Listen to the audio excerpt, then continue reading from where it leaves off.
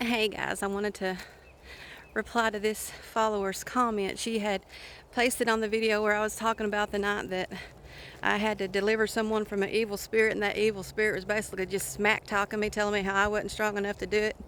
And whenever I told him, well, if I'm not, I know someone who is, and that spirit, his face just kind of he just gets this look on his face, and he says, there's no need to bring Shirley into this. That's my mama's name. um, But this follower here says, would love to hear one of your stories, how you cast them out of someone before. Okay. I hope you're ready for this, because the one that I'm fixing to tell you is pretty wild. Let me preface this by saying this. Demons are real, guys. Now, a lot of people, they don't want to look at that side of this. They want to talk about angels and God and pretty and light and miracles and all of that. And all of that is real. All of that is absolutely true. But guys, there's a flip side. Demons, the devil, they're still alive and very much here on planet Earth. They are. And Jesus ran into demons everywhere he went. Everywhere he went, he's having to cast demons out of people. That hasn't changed. That hasn't changed. So you might not like that part of it, and you don't have to like it. I don't like it, but you need to recognize it and understand that is real. That is a thing. That is a thing, and you may run across one day, and you need to know what to do. You need to know that you have the authority over it. If you are saved, if you are a follower of Jesus, and you have the Spirit of God living within you, then you have authority over it.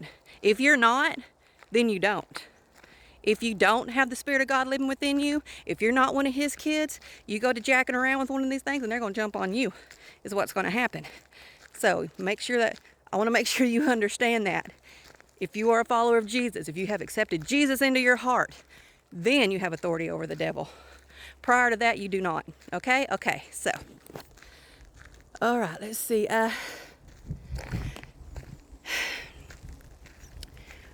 I was very young whenever this happened. I'm going to stop walking. I'm fixing to walk into a patch of sunlight. I was in my early 20s. Now, I grew up watching my mom. And I went to several different churches and stuff that we'd wind up having to deliver someone from an evil spirit. And 9 times out of 10, well, any of the times that I have witnessed, we didn't know it was going to happen. We're just simply praying for a person. And then it starts to manifest. And that's what happened to me with this particular person. I'm just praying for them. And, oh gosh, this is so wild. Okay, so the spirit starts to manifest itself. And the way that I know that is a person starts moving like they're getting uncomfortable. They'll start, getting uncomfortable. Different, they can manifest in lots of different ways. Trying to think on this one, how did that one start? The ending is what's so crazy, so I kind of forget how it even started, but I think it just started like that, just starting to move and groan and get uncomfortable, and just you can just tell their faces start to just kind of look a little different, and their eyes. Any of you ever watched Supernatural with the Winchester brothers, where the demon's eyes will go black? That'll happen. It's not quite that. It's not like the whole eye goes black, but what I saw is, like where I have blue, will grow very, very, very, very, very dark. I mean, noticeably dark, very dark. And so that started happening. Now, once you realize that, okay, this is what's going on, then you need to take care of it. And so that's what I'm doing, right? And I'm praying for this person. I'm telling that demon to come out in the name of Jesus. And this was the same one that was mocking me. This was the same one that was saying, you're not powerful enough to throw me out. Okay, so all of this is the same story. And so it starts, it's talking to me. It's, telling me I'm not strong enough, blah, blah, blah. And so I just keep praying. And 9 times out of 10, I don't respond. Whenever they're talking, they're just lying. Nothing that comes out of their mouth is any truth. It's just, there's no point. I don't engage them in conversation, because they're liars, they're manipulators, they're trying to get in your head. So I just don't respond. The only time that I ever did respond was that one time whenever I told it, if I can't cast you out, I know someone who can. Now that's the only time that I ever replied back to something that one of these little things have said. So I continue on. I'm praying for this person, right? And it actually turned into a physical thing. Uh, they are putting their hands around my throat. They're trying to shut me up. They're trying to choke me out. And what was so weird is that this person, it was a man. I'm not going to say who it was, but it was a man. And it's like he would come to periodically because he'd have his hand around my throat trying to choke me, trying to make me shut up. Then he would take his other hand and knock his hand off from around my throat. It's like he would come to and see he's choking me and he's trying to stop it. Okay. And then I'm praying, and I'm praying in tongues. I'm praying in the spirit, and he keeps trying to stick his fingers in my mouth to hold my tongue down so I can't pray, so I can't speak. He's trying anything he can to shut me up, to stop it. Now, he's not hurting me. He's not hurting me. Now, he's putting his hands on me, but he's not hurting me. But he's trying to stop me from talking, right? And finally, I just got him wrestled down to the floor.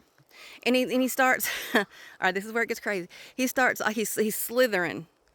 He's like slithering on his back like this, like he's trying to get away from me, but he's slithering like a snake, like that, right? And then when he's speaking to me, he's speaking like that, like a snake would stick his tongue out.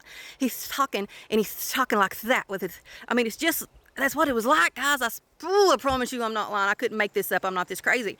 And so I just continually, I just keep going. I bind you in the name of Jesus. I bind you in the name of Jesus. That's what I just keep saying over and over and over again. Finally, it comes out. And I can tell, the person just they go limp, and they look at me, and you can tell it's that person looking at you. And this person, at this point in time, had rolled over onto his stomach. So I'm sitting straddle of them on their back, down in the floor. This turned into a full-blown wrestling match. I'm sitting straddle them. I feel that person just relax. And all the fight went out of him. And then he kind of starts mumbling. And he's like, he's mumbling. And then finally he kind of says it in a way, he says, I need to get up. And I could tell it's him, so I let him get up, and I'm watching him. And this person opens the front door, and spits his wad of black gook out of their mouth. That was the wildest one I have ever personally experienced myself. That was wild. That was crazy. But yeah, I mean, that's, I'm not going to get on here and tell you something that's not true, especially something that wild and that crazy. Now, I am an author. I have a pretty vivid imagination, but I never in a million years would have thought someone started like a snake and start talking and spitting their acids out like that, like a snake, and wiggling on their back. And I don't have that kind of imagination. I couldn't have made that up if I wanted to. So, I know it's wild. I know it sounds crazy. But it's all part and parcel of it, guys. It just is. All these people that are all into ghosts and, wanting to go to cemeteries and haunted houses and all this other stuff. Guys, you want to really get into the spirit world, become a Christian. Become a Christian and just see if the wild and the weird and the crazy don't happen in your life. Yeah? Okay. I love you. Bye.